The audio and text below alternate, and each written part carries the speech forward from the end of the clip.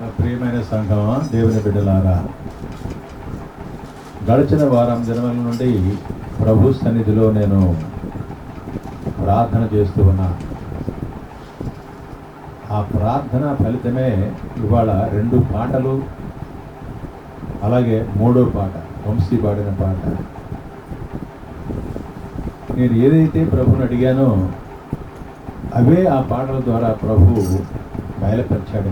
దేవునికి స్తోత్రముగా. ఒక పాట, రాజా నీ సన్నిధిలో ఉంటానయ్యా, మనసారా ఆరాధిస్తూ బ్రతికేస్తామయ్యా, నీ సన్నిధానంలో సంపూర్ణ సంతోషం. ఇప్పుడు మీరు పాట పాడారు, హ్యాపీ బర్త్డే టు యూ అని, కాపరి అని. సంతోషమే, కానీ ఈ కాపరికి అంతకంటే సంతోషకరమైనది ఏమిటంటే, నాకు ఇచ్చిన ఆత్మీయ బిడ్డలు మీరందరూ కూడా దేవునితో కలిసి నడుచుట, దేవునితో ఆనందించుట. ప్రభునందు ఆనందించుడి. మళ్ళీ చెప్తున్నాను, ప్రభునందు ఆనందించుడి. ప్రతి విషయమునందును మీరు ఆనందించుడి అని అపోస్తలుడు పౌలు చెప్పాడు. ఆ విధంగా మీరందరూ కూడా వెదిగినప్పుడే నాకు అత్యంత సంతోషం. అలాగే సదాకాలం నీతో జీవిస్తానయ్యా అని వంశీ బాగాడు. మొట్టమొదటి పాటేమో అశోకు, రాజా నీ సన్నిధిలో ఉంటానయ్యా. ఈ 2 ఒకటే అర్థము. ఎల్లప్పుడూ నీతో కలిసి నడుస్తానయ్యా, నీతోనే ఉంటానయ్యా. ఈ పాటల యొక్క ముఖ్యార్థము, ముఖ్య భావము ఎల్లప్పుడూ ప్రభువునందు నిలిచి ఉండుట, ప్రభుకు వేరుగా ఉండుట కాదు. దేవునికి స్తోత్రం కలుగునుగాక. పోయిన వారము నాడే నేను ఒక విషయాన్ని గురించి ప్రసంగం చేయాలని అనుకున్నాను. ఆ దినమున సరే కీర్తన ప్రసంగం ఉంది కనుక నాకు టైం లేక దాన్ని ఆపివేశాను. అప్పుడే చెప్పాను, ప్రభు అన్న మాటను గురించి ఒక మాట చెప్పాను. యోహాను సువార్త 15వ అధ్యాయము, దేవునికి స్తోత్రం, హల్లెలూయా, 5వ వచనము.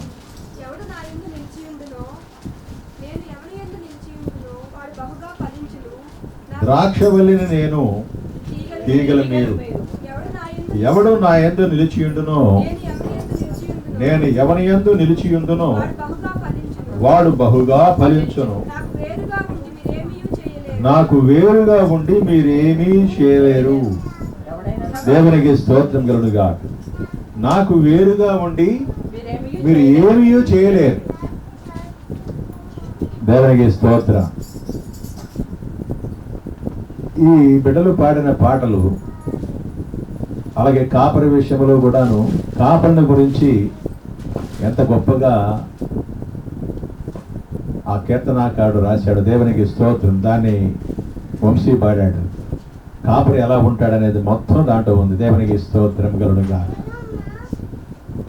కాపరి విశ్వాసుల కొరకు, దేవుని దగ్గరికి వచ్చిన వారి కొరకు ఎంత ప్రయాసపడతారో ఆ పాటలో అంత వివరణ ఉంది. కాబట్టి దేవుని బిడ్డలారా, జాగ్రత్త గమనించండి. ఏదైనా సరే ఒక పాట పాడుతున్నప్పుడు, ఆరాధనలో కూడా మనము ఆ పాటను దేవుని దగ్గర ఆయన సన్నిధిలో అనుభవించుచున్నప్పుడు మనము మైమరిచి ఆ పాటలోని భావాన్ని బట్టి నీ హృదయాంతరంగము నుండి ఒక ఉద్దేశం కలగాలి. అది నిజమైన ఆరాధన. అట్లు మీరు ఎదగాలి. దేవునికి స్తోత్రం కలుగునుగా. అందుకనే ప్రభునందు మనం ఆనందించాలి అంటే ఆయనకి వేరుగా ఉండి మనం ఏమీ చేయలేం. దేవునికి స్తోత్రం కలుగునుగా. ఆయన ఏమన్నాడు, నేను ద్రాక్షవల్లిని అంటే ఆయన ద్రాక్ష చెట్టు, మనము కొమ్మలము. దేవునికి స్తోత్రం కలుగునుగా. అందుకనే ఒకటో వచనం దగ్గర నుంచి చదివినట్లయితే, నేను నిజమైన ద్రాక్షావల్లిని, నా తండ్రి వ్యవసాయకుడు, నాలో ఫలింపని ప్రతి తీగను ఆయన తీసి పారవేయను. ఫలించు ప్రతి తీగ మరి ఎక్కువగా ఫలింపవలనని దానిలోని పనికిరాని తీగలను తీసివేయను. నేను మీతో చెప్పిన మాటను బట్టి మీరిప్పుడు పవిత్రులై ఉన్నారు. చాలు, దేవునికి స్తోత్రం కలుగును గాక. జాగ్రత్త గమనించండి దేవుని బిడ్డలారా, ప్రభువుతో కలిసి నడిచి దాదాపుగా 3 సంవత్సరాలు అయినప్పటికీ శిష్యులందరూ కూడా శిష్యులతో చెబుతున్న మాట ప్రభు జాగ్రత్త గమనించాలి. నేను నిజమైన ద్రాక్షావల్లిని, నా తండ్రి వ్యవసాయకుడు. నాలో ఫలింపన ప్రతి తీగను ఆయన తీసి పారవేయను. ఫలించు ప్రతి తీగ మరి ఎక్కువగా ఫలింపవలనని దానిలోని పనికిరాని తీగలను తీసివేయను. నేను మీతో చెప్పిన మాటను బట్టి మీరిప్పుడు పవిత్రులై ఉన్నారు. కనుక దేవుని బిడ్డలారా, పవిత్రత చాలా ప్రాముఖ్యమైన విషయం. మనం పవిత్రులుగా ఉన్నటికీ ప్రభు ఈ లోకానికి వచ్చాడు. కాబట్టి మనం ప్రభు మాటలలోని అంతరార్థము గ్రహించాలి. శిష్యులు అప్పటి వరకు దేవుని బిడ్డలారా 3 సంవత్సరాలు గడిచేంత వరకు కూడా వారు పవిత్రులు కానట్టే. ఇప్పుడు మీరు పవిత్రులు అంటున్నాడు. ఎందుకంటున్నాడు? నాతో కలిసి తిరిగారు, నాతోనే మీరు అంటుకొని ఉన్నారు, బహు జాగ్రత్తగా నా మాటలనే విన్నారు, అనేక ఒడిదుడుకులతో మీరు నడిచారు. కాబట్టి ఇప్పుడైతే మీరు చక్కగా నా మాటలను విని ఆ మాటల యందు నిలిచి ఉన్నారు. దేవునికి స్తోత్రం కలుగునుగా. అయితే మీరందరూ కూడాను, నేను ద్రాక్షవల్లినైతే మీరు తీగలు, పనికిరాని తీగను తీసి పారేస్తానన్న ప్రభు. పనికిరాని ఒక తీగను తీసి పారవేస్తున్నాడు ప్రభు. అతనే యూదా ఇస్కరియోతు. దేవునికి స్తోత్రం కలుగునుగా. జాగ్రత్త గమనించండి దేవుని బిడ్డలారా, 3 సంవత్సరాల కాలము గడిచేంత వరకు కూడాను ప్రభు ఈ మాట చెప్పరా, మీరు ఇప్పుడు పవిత్రులు అని.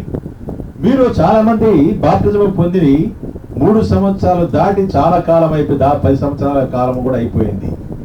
సంఘంలో ముందుగా బాప్టిజం పొందిన వాళ్ళు దేవుని బిడ్డలారా జాగ్రత్త 10 సంవత్సరాల కాలము గడిచింది.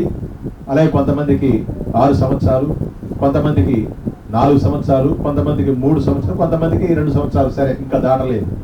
అలాంటి వారు సంఘంలో ఉన్నారు ఇప్పుడు. అయితే ప్రభు ఎప్పుడు అంటున్నాడు? 3 సంవత్సరాలు బాప్టిజం తీసుకున్న 3 సంవత్సరాల కాలం నువ్వు ప్రభుతో నడిచి ఉండాలి. దేవుని వాక్యం నీ కాపరి దేవుని వాక్యం బోధించుచుండగా ఆ వాక్యమందు నువ్వు చక్కగా నిలిచి ఉండి నీ ప్రవక్తన మార్చుకొని నువ్వు పవిత్రపరచబడినట్లయితే నువ్వు పవిత్రురాలువి, పవిత్రుడవు, పరిశుద్ధుడవు. అంటే నువ్వు నాతోనే ఉన్నావు కాబట్టి నువ్వు బహుగా ఫలిస్తావట. దేవునికి స్తోత్రం కలుగునుగా. బహుగా ఫలించుచూ ఉన్నా, 3 సంవత్సరాల తర్వాత బహుగా ఫలించుచూ ఉన్నా, నువ్వు నాకు చక్కగా నీకు నువ్వు సమర్పించుకొని నువ్వు ఒక అర్పణగా నాకు దేవునికి మంచి ప్రతిష్టగా నువ్వు నిలిచి ఉన్నావు. దేవునికి స్తోత్రం కలుగునుగా. ఈ విషయమే దేవుని బిడ్డలారా జాగ్రత్తగా గమనించండి. లెవీ కాండము 19వ అధ్యాయము 23వ వచనము, 23, 24 వచనాలు. నిర్గమ కాండం తర్వాత లెవీ కాండం ఉంటుంది. లెవీ కాండములో దేవుని బిడ్డలారా ప్రభు చక్కటి వివరణ ఇచ్చాడు అక్కడ. దేవునికి స్తోత్రం కలుగునుగాక. లెవీ కాండము 19వ అధ్యాయము 23వ వచనము నుండి, మీరు ఆ దేశమునకు వచ్చి ఆహారమునకై నానా విధములైన చెట్లను నాటినప్పుడు వాటి పండ్లను అపవిత్రముగా ఎంచవలెను. వాటి కాపు మీకు ఎక్కువగా ఉండునట్లు అవి 3 సంవత్సరముల వరకు మీకు అపవిత్రముగా ఉండవలెను. వాటిని తినకూడదు. 4వ సంవత్సరమున వాటి ఫలములన్నీ యెహోవాకు ప్రతిష్ఠితమైన స్తుతియాగ ద్రవ్యములగును. 5వ సంవత్సరమున వాటి ఫలములను తినవచ్చు. దేవునికి స్తోత్రం. మీరు జాగ్రత్త గమనించండి దేవుని బిడ్డలారా. చక్కటి ఉదాహరణ ప్రభు చెప్పారు. మీరులే దేశంలో మీరు తినటానికి నానా విధమైన ఫల వృక్షాలను నాటుతారు. మీరు నాటినప్పుడు దేవుని బిడ్డలారా 3 సంవత్సరాల వరకు కూడా ప్రభు ఏమంటున్న వాటిని ఏ విధంగా పెంచమన్నాడు? అపవిత్రముగా. అది కాబట్టి అవి 3 సంవత్సరముల వరకు మీకు అపవిత్రముగా ఉండవలెను. వాటిని తినకూడదు. 4వ సంవత్సరమున వాటి ఫలములన్నీ యెహోవాకు ప్రతిష్ఠితమైన స్తుతియాగ ద్రవ్యములగును. కాబట్టి సంఘములో ఉన్న వాళ్ళు దేవుని బిడ్డలారా ప్రభువు అనేక మందిని నాటాడు సంఘములో. దేవునికి స్తోత్రం కలుగునుగా. ఇశ్రాయేలు ప్రజల్ని నేను ఒక ద్రాక్ష తీగను తీసుకొని వచ్చి తిని దానిని నాటి తిని కానీ అది ఫలించలేదు, చక్కటి ఫలాలు ఇవ్వలేదు, కారు ద్రాక్షలు కాసింది అన్నాడు ప్రభు ఇశ్రాయేలు ప్రజల గురించి. అలాగే సంఘములో నాటబడినటువంటి వ్యక్తులు కూడా దేవుని బిడ్డలారా, ప్రభువును ఆశ్రయించిన వారు కూడాను ప్రభు చెప్పేది ఏమిటంటే, బాప్టిజము పొందిన తర్వాత కూడా 3 సంవత్సరముల వరకు కూడా వారు వాక్యమును వినుచు చక్కగా ఫలించాలి, చక్కగా పవిత్రుడు కావాలి, దేవునితో కలిసి నడవాలి, ప్రభు వాక్యానుసారముగా అట్లు మారు మనసు పొంది పవిత్రపరచబడాలి. అందుకనే ప్రభు అంటారు 3 సంవత్సరాల వరకు కూడా మీరు అపవిత్రులే అన్నాడు. కాబట్టి దేవుని బిడ్డలారా, జాగ్రత్త. మనం చాలా మందిని చూస్తూ ఉన్నాం, 3 సంవత్సరాల వరకు కాదు కదా, ఇంకా కాలం గడిచే కొద్దీ కూడా వారిలో ఇంకా ప్రాచీన స్వభావం కనబడుతూనే ఉంటున్నది. అట్టి తీగను నేను తీసి పారవేస్తానన్న ప్రభు. కాబట్టి జాగ్రత్త గమనించాలి. దేవుని వాక్యాన్ని కాపరి బహు శ్రద్ధగా మీకు బోధించుచున్నప్పుడు ప్రభు నేను ప్రార్థన చేసింది అదే, ఈ అంత్య దినాల్లో ప్రభు నేను వారికి ఏం బోధించాలి? ఇంకా నీ ప్రశస్తమైన వాక్కులు చాలా ప్రధానమైనటువంటివి నాయన ప్రభును సమీపించుచున్న నీ రాకడ చాలా సమీపంగా ఉన్నదని నువ్వు బోధిస్తూ ఉన్నావు. కాబట్టి అతి ప్రాముఖ్యమైన విషయాలు బిడ్డలకు బోధించాలి. బిడ్డలందరూ కూడా ప్రభు బహుగా ఫలించాలి. నీకు ఈ విధంగా ఎలా ఉండాలి? నీకు స్తుతియాగమ ద్రవ్యములుగా ఉండాలి. దేవునికి స్తోత్రం కలుగునుగా. స్తుతియాగ ద్రవ్యములు ఆయన స్తుతించడానికి, ఆయన యాగము చేయడానికి దేవుని బిడ్డలారా, స్తుతియాగము, నీ స్తుతియాగము దేవునికి ప్రీతికరముగా ఉండాలి, అట్లు మారాలి. దేవునికి స్తోత్రం కలుగునుగా. నువ్వు స్తుతులు చెల్లించుచుండగా నీ స్తుతుల మీద ఆయన ఆ స్తుతులను సింహాసనము చేసుకొని ఆయన దిగి రావాలి. అది ప్రభు కోరుకునేది. కాబట్టి దేవుని బిడ్డలారా, నీ స్తుతి అంత ప్రీతికరమైనప్పుడు నీ స్తుతుల మీద ఆయన దిగి వస్తాడు. కాబట్టి ఈ సంఘములో చేరినటువంటి బిడ్డలందరూ కూడాను వీరు ద్రాక్షవల్లికి అంటుకట్టబడిన తీగలు లాంటి వాడు. కాబట్టి వీరందరూ కూడా బహుగా ఫలించాలి. ఈ 3 సంవత్సరాల కాలం కూడా చక్కగా బాప్టిజం పొందిన తర్వాత వీరందరూ కూడా బహుగా ఫలించాలి, ప్రభువుకు ప్రీతికరముగా ఉండాలి.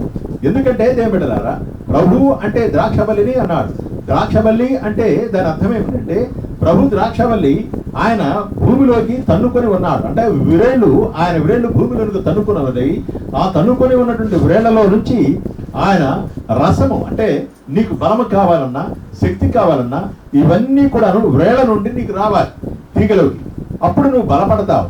అంటే ఆ యొక్క దేవుని యొక్క ఆ యొక్క శక్తి, ఆ మహిమ, ఇవన్నీ కూడాను నీకు బలము, నీకు శక్తి, ఇవన్నీ కలగాలి అంటే, దేవుని వాక్యమును బలపడాలి అంటే దేవుని వాక్యమును బాగా చురుకోవాలి.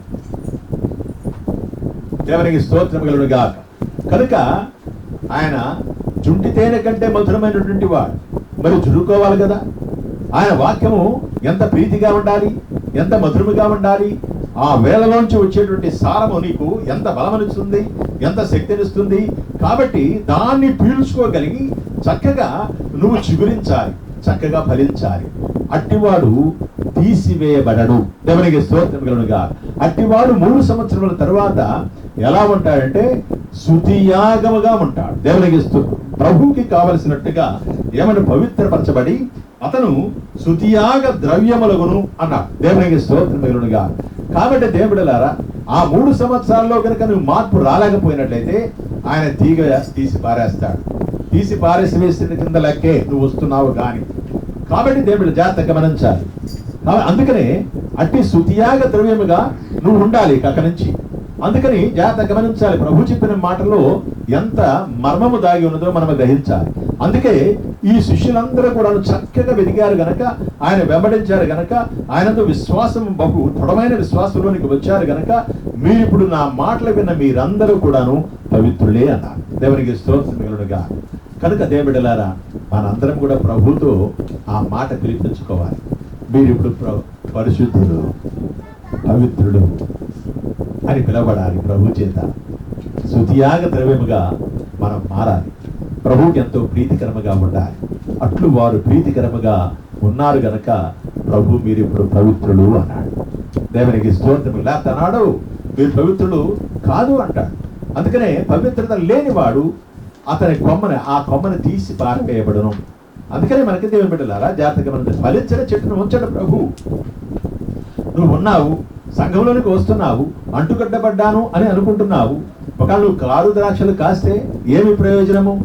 యెహెజ్కేలు గ్రంథము 15వ అధ్యాయము 2వ వచనం నుండి దేవునికి స్తోత్రం కలుగును. జాగ్రత్త గమనించండి దేవుని బిడ్డలారా. యెహెజ్కేలు గ్రంథము 15వ అధ్యాయము 2వ వచనం నుండి. నరపుత్రుడా, అమ్మా, ద్రాక్ష చెట్టు కర్ర, అడవి చెట్లలోనున్న ద్రాక్ష చెట్టు కర్ర, తక్కిన చెట్లు కర్ర కంటేను ఏమైనా శ్రేష్టమా? ఏ పనికైనను దాని కర్రను తీసుకుందురా? ఏ యొక్క ఉపకరణమును తగిలించుటకై ఎవరైనా దాని కర్రతో అమ్మా మేకునైనను చేయుదురా? అది కొయ్యకే సరిపడను కదా, కొలిమికే సరిపడ పొయ్యికే సరిపడను కదా. అగ్ని చేత దాని 2 కొనలు కాల్చబడి నడుమ నల్లబడిన తరువాత అది మరి ఏ పనికైనను తగునా? కాలక ముందు అది ఏ పనికి తగకపోయేనే అగ్ని దాని యందు రాజి దాన్ని కాల్చిన తర్వాత అది పనికి వచ్చునా? కావున చాలు. దేవునికి స్తోత్రం కలుగునుగా. జాగ్రత్త గమనించండి దేవుని బిడ్డలారా. ఒక చెట్టు ద్రాక్ష చెట్టేది ప్రభునందు అంటు కట్టబడకుండా, ప్రభువుకి ఆయన ద్రాక్ష వల్ల నేను కొమ్మను అని చెప్పిన ప్రభుతోటే ఉండకుండా అది అడవిలో నాటబడింది అనుకోండి, అడవిలో ఉంది అనుకోండి, అన్ని చెట్లలో ఉంది. అది కూడా దేవునికి స్తోత్రం కలుగునుగా. ఆ చెట్టు ఏమైనా ఫలిస్తుందా? అది ఏమైనా ఉపయోగపడుతుందా? ఈ అన్ని చెట్ల కంటే ఏమైనా శ్రేష్టమైనదా? ఆ ప్రభునందు అది అంటుకట్టబడలేదు. దేవునికి స్తోత్రం. ప్రభు మాటలు వినటం లేదు కనుక దాని యొక్క ఆ కొమ్మలు కానీ ఆ కర్ర కానీ దేనికైనా ఉపయోగపడుతుందా? ఏ ఉపకరణముకైనా ఉపయోగపడుతుందా? దేనికి పనికిరాదన్నాడు. అది పొయ్యిలో వేయడానికే పనికి వస్తుంది. అగ్ని చేత కాల్చబడిన తర్వాత ఇంకా దేనికి పనికిరాదు అది.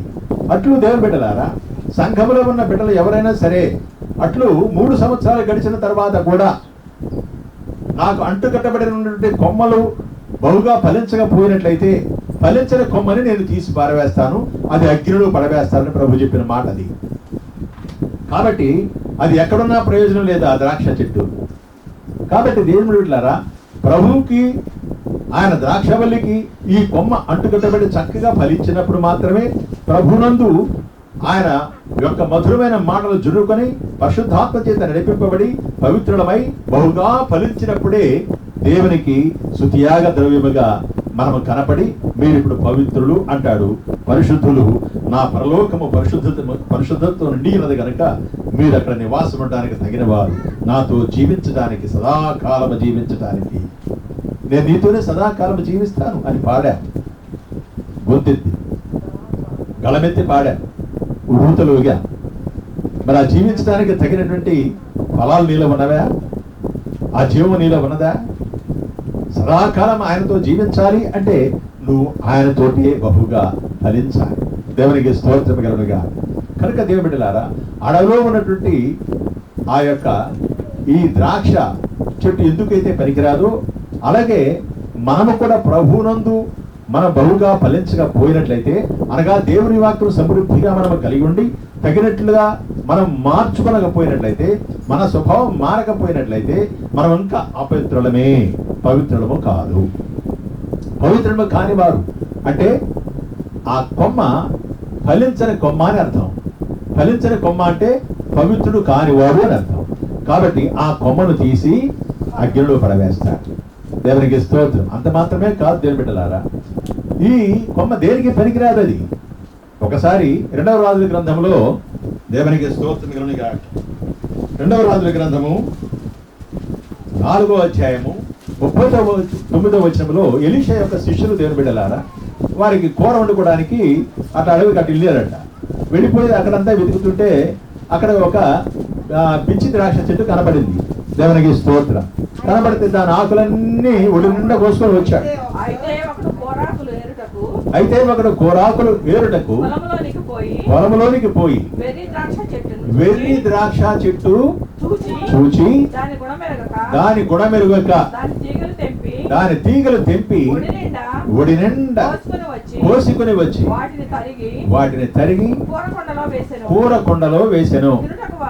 తినుటకు వారు వడ్డింపగా ప్రవక్తలలో శిష్యుడు రుచి చూచి దైవజనుడా కొండలో విషమున్నదని కేకలు వేసి దాన్ని తినక మాని. చాలు. దేవునికి జాగ్రత్త గమనించిన దేవుడు బిడ్డలారా, శిష్యులు ఒకటి వెళ్ళాడు కూరాకులు ఏదో ఏరుకొని తీసుకొద్దామని, కూర వండుకుందామని వెళితే అక్కడ ఏం కనపడింది?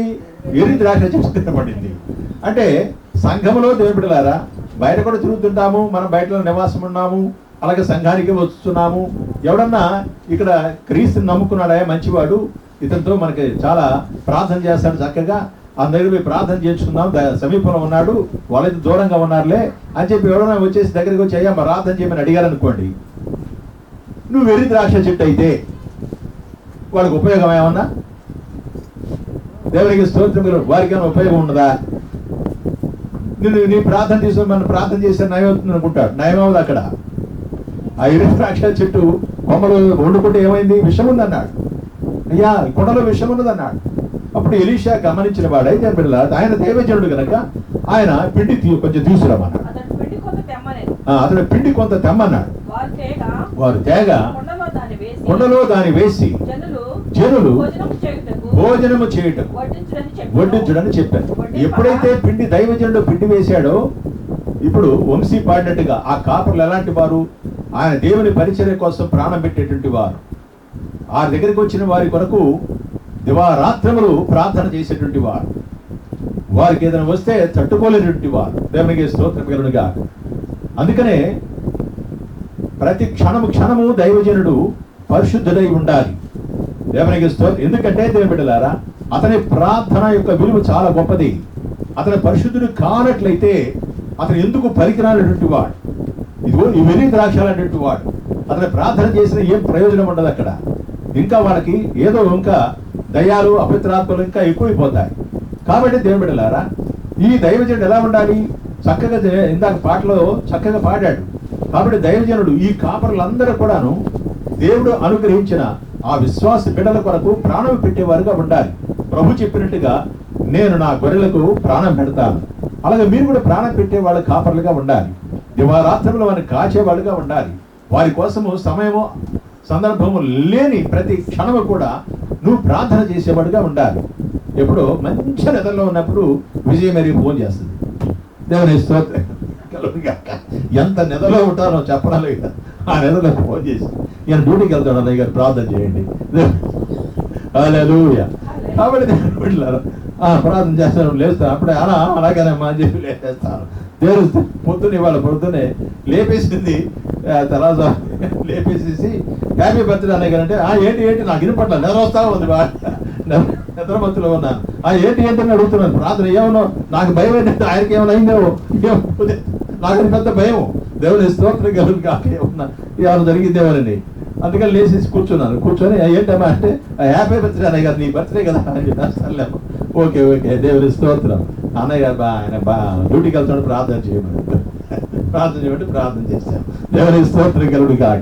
ఇలా దేవుని బిడ్డలారా, నిద్రపోతున్నా సరే నిద్ర లేతే లేవాలి. ఇప్పుడు కాదు నిద్రపోతున్నా అనకూడదు. లేదా ఇంకొకరు చెప్తే బయట చెప్తారు. ఈ ఫోన్ తీసి ఇంకోసారి పెట్టేసి ఇవాళ ఎవరిని ఆస్తి చేస్తుంటే మా అమ్మాయో నా వైపు ఇప్పుడు నిద్రపోతున్నాడు ఇప్పుడు కాదు అని అంటారు. అతను is not a godly man, is not a godly servant, is not a Holi man. నేను చాలా మందిని చూశాను. నేను దైవజనుడికి కొంతమందికి మాట్లాడటానికి ఫోన్ చేస్తే ప్రోగ్రాం గురించి వీటి గురించి మా గురించి ఆయన నిద్రపోతున్నాడయ్యా, ఎవరిని లేకపోతున్నాడు అని భార్య చెప్పేది. నాతోనే చెప్పేది. నా సహసేవకుడితోటి నేను మాట్లాడాలనుకుంటే ఆవిడ నాతో కూడా అట్లానమ్మా నువ్వు చెప్పేది అన్న ఒకసారి స్తోత్రం కలుగుగా. ఆయన చెప్పిన తర్వాత ఆయన కిరుడు అయిపోయాడు. తర్వాత అమ్మో ఆ ప్రభుదాస్ గారిని పిలిస్తే మాత్రం నాకు మా ఫోన్ అనేవాడు. స్తోత్రం కలుగుగా. అప్పటి నుంచి ఫోన్ ఇవ్వడం మొదలెట్టాడు. హల్లెలూయా. అలా ఉంటారు. కనుక దేవుని బిడ్డలారా, దైవజనుడు అనేవాడు ఎలా ఉండాలి? ఎలీషా అరే ఇలా జరిగిందా, అయితే ఆ పిండి కొంచెం తీసుకురా అన్నాడు. తప్పులు చేశారు శిష్యులు. వెర్రి ద్రాక్ష అనుకుని తీసుకొచ్చారు. వెర్రి ద్రాక్ష ఆకులు. దేవునికి స్తోత్రం కలుగునుగా. కాబట్టి దేవుడిలారా, మనం ఎర్రి ద్రాక్ష ఆకుల్లాగా ఉండకూడదు. అందరికీ పనికొచ్చే వాళ్ళముగా ఉండాలి. క్రీస్తునందు బహుగా ఫలించామనుకోండి, నీ ప్రార్థన గొప్పగా పనిచేస్తుంది. దేవునికి స్తోత్రం కలుగునుగా. అనేక మందికి నువ్వు క్షేమం కలుగు చేసి దానివిగా ఉంటావు. పొద్దున్నే ఫోన్ చేశాడు నరేష్. ఆ చిన్న కుమార్తెకి వాళ్ళు ఏదో ఊరు వెళ్ళారు, అక్కడికి వెళ్ళిన తర్వాత నిన్న ఏదో బిర్యానీ తిన్నారంట. బిర్యానీ తినేసరికి ఆ చిన్న అమ్మాయికి ఆ వాంతులు విరోచనాలు. పొద్దునే ఫోన్ చేశాడు, ఫోన్ చేసి పెదనాన్న ఇట్లా నిన్న బిర్యానీ తిన్నది, ఇట్లా వాంతులు విరోచనాలు అవుతాయి, ప్రార్థన చేయమన్నాడు. ప్రార్థన చేయమని దానికి ఏమన్నా ఆ చిన్నదానికి ఇవ్వరా, దానికి ప్రార్థన నేర్పలేదా నువ్వు అని దానికి ఏమన్నా తీసుకుంది. తాతయ్య నీకు ప్రైజ్ లాంటి తాతయ్య అని చెప్తుంది. ఏంటంటే నీకేమైందంటే నాకు బాగానే ఉందండి. మరి ఇప్పుడు నాన్న వాంతులు విరోచనాలు చెప్తున్నానంటే అయినాయి. అయితే నువ్వే ప్రార్థన చేయి, నువ్వు ప్రార్థన చేసుకోవట్లేదా, నువ్వు ఎందుకు చేసుకోవట్లేదు ప్రార్థన, నేను చెప్పినట్టు చెయ్యి, దానికి కూడా ఫోన్ అని చెప్పి దాంతోనే మాట్లాడి దాంతోనే ప్రార్థన చేయించా. దేవుని స్తోత్రం కలుగునుగా. పిల్లలు పవిత్రుడు, వారి ప్రార్థన దేవుడు వింటాడు. దేవునికి స్తోత్రం కలుగునుగా. అందుకనే వారికి ప్రార్థన నేర్పాలి మనము. కాబట్టి దేవుని బిడ్డలారా, పిల్లల్ని నా దగ్గరికి రానివ్వండి, వారిని గతం వద్దని చెప్పి ప్రభు అన్నాడు. వారి హృదయాలు చాలా పవిత్రంగా ఉంటాయి. చిన్నతనం అంటే వారికి ప్రార్థన మనం నేర్పితే ఆ పవిత్రమైన ప్రార్థన వలన చిన్నపిల్లల ప్రార్థన చేస్తే గొప్ప కార్యాలు జరుగుతాయి. దేవునికి స్తోత్రం కలుగునుగా. కనుక దేవుని బిడ్డలారా, సంఘంలో కూడా వారి ద్వారా గొప్ప కార్యాలు జరగాలి. అదే నేను కోరుకునేది. చిన్నపిల్లలు కూడా ప్రార్థన చేస్తేనే వాళ్ళ దయ్యాలు పారిపోవాలి. నేను మొట్టమొదటి చెప్తున్నా మీకు, మన పిల్లలకు నేర్పమని చెప్తున్నాను. పిల్లలకి ఆటపాటల కంటే ఎక్కువగా అది కాదు, ఇది నేర్పండి మీరు. ఇది నేర్పితే పిల్లలు ఆడుకుంటప్పుడు ఆడుకుంటారు. ఆ సమయం వచ్చినప్పుడు పిల్లలు ప్రార్థన చేశారంటే దేవుని కార్యాలు జరుగుతాయి అక్కడ. కాబట్టి దేవుడు పరిశుద్ధులైనటువంటి వాడు, దేవునితో కలిసి నడిచేటువంటి వాడు. వాడు చిన్నతనం నుండే దేవునితో కలిసి నడిచినట్లయితే దేవుని అద్భుతాలు వారి పట్ల మనం చూస్తాం. దేవునికి స్తోత్రం కలుగునుగా. కనుక దేవుని బిడ్డలారా, కారు ద్రాక్షలుగా ఉండకూడదు మనము. అందుకని కారు ద్రాక్షలు అయితే దేనికి పనికిరావాయి, అడవిలో ఉంటాయి అవి.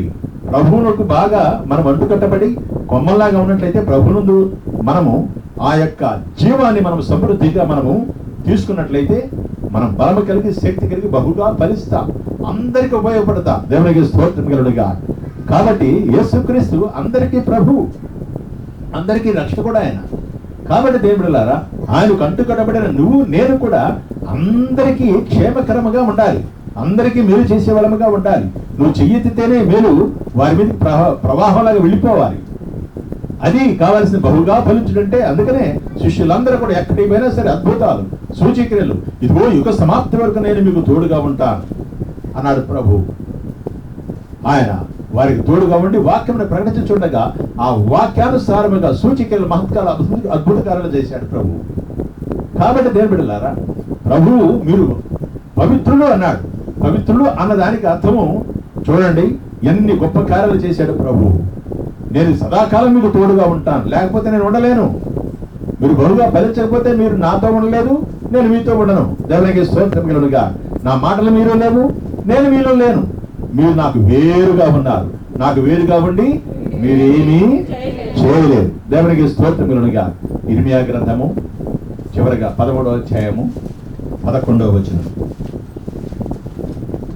ఇశ్రాయేలు ప్రజలను యూదా ప్రజలతో ప్రభువు ఎంతగా ఆశపడ్డాడంటే,